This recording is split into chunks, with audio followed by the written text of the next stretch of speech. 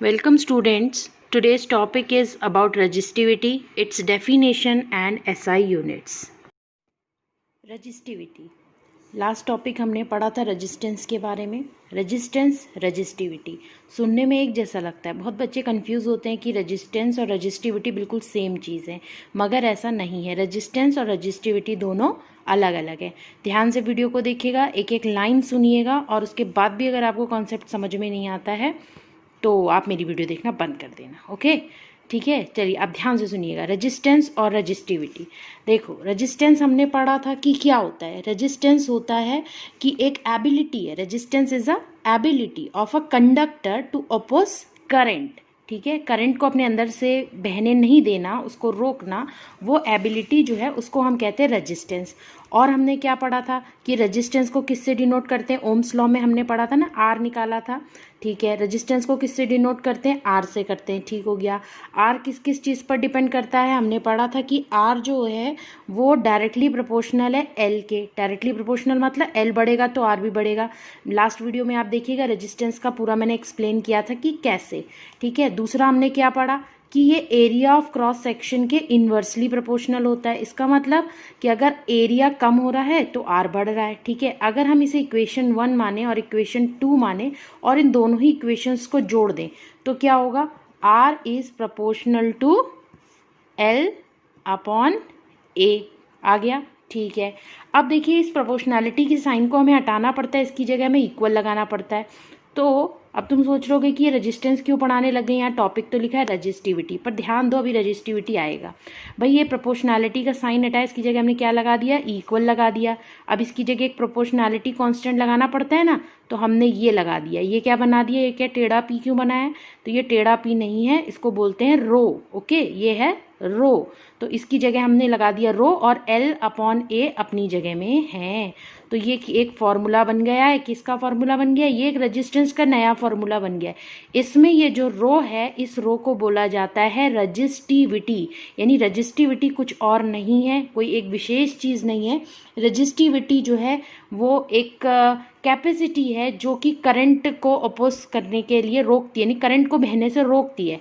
तो चलो ठीक है, रेजिस्टेंस भी करंट को बहने से रोकता है, रेजिस्टिविटी भी रोकती है, तो इन दोनों में डिफरेंस क्या है।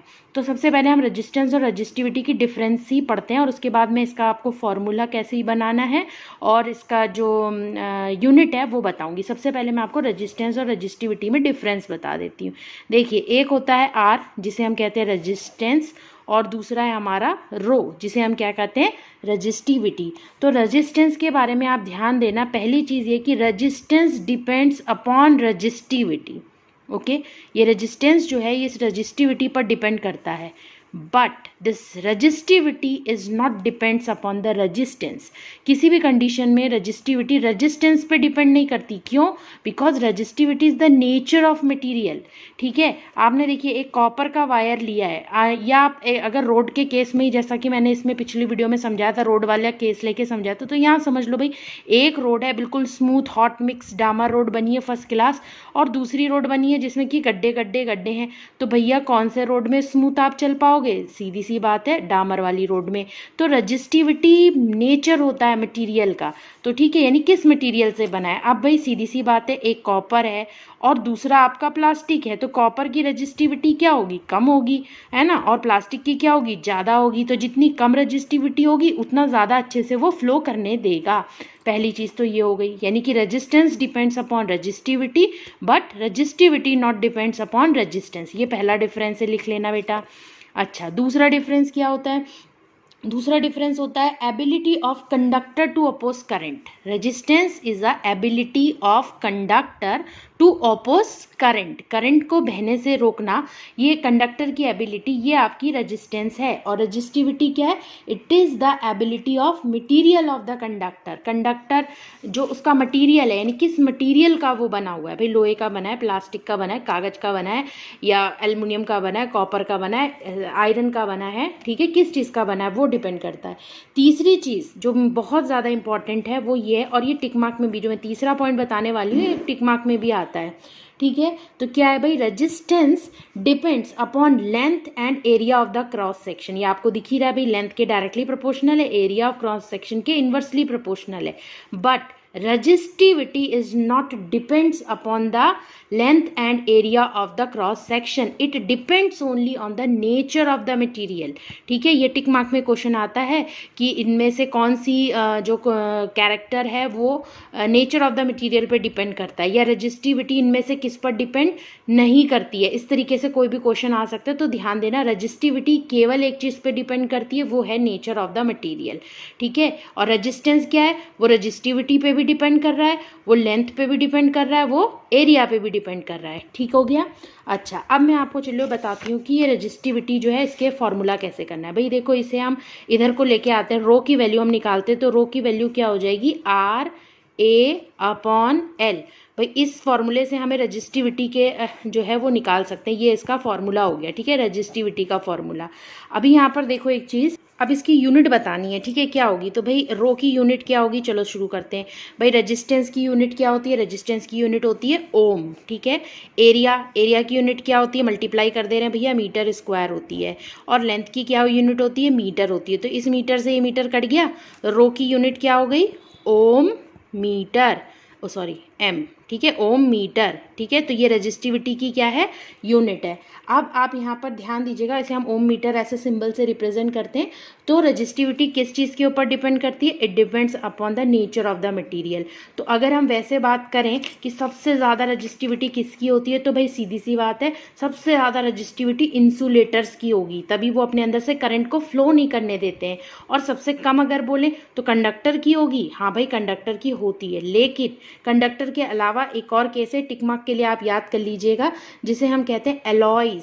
तो ये जो एलॉयज होते हैं, इनकी रेजिस्टिविटी जो है ये बहुत ज़्यादा होती है, हाई होती है, प्योर मेटल से भी ज़्यादा। ने एलॉयज जो हैं वो बहुत अच्छी तरीके से फ्लो अपने अंदर से कर। तो यहाँ आप ये समझ रही है कि जिसकी रेजिस्टिविटी जितनी कम होगी वो उतना ही अच्छा कंडक्टर होगा, जिसकी रेजिस्टिविटी जितनी ज़्यादा होगी वो उतना ही बैड कंडक्टर होगा।